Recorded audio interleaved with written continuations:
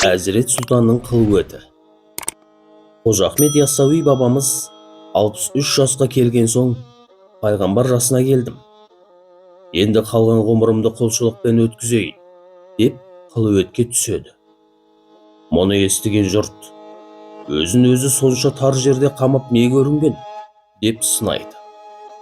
Ұстазының өсек аяңға қалғанына намыстанған Мансұр есімді бір шәкірті қылуетке барып, Яссауи бабамызға: «Ұстаз, адам бойы әрең сиятын қылуетке кіріптар болып, өзіңізді неге қинайсыз? Кең дүние жетпеді ме?»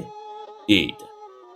Сонда Яссауи бабамыз оны қылуетке кіргізеді. Мансұр қылуетке кіріп еді, тар бөлме шексіз кең, жарық әлемге айналып шыға келді.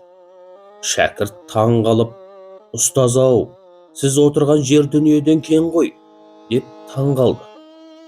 Құдайдың кереметінде шек бар ма? Көкірегі кең адамға көр іші де кең болар. Пейілі тар кісі үшін кең сарай тар қапасқа айналар.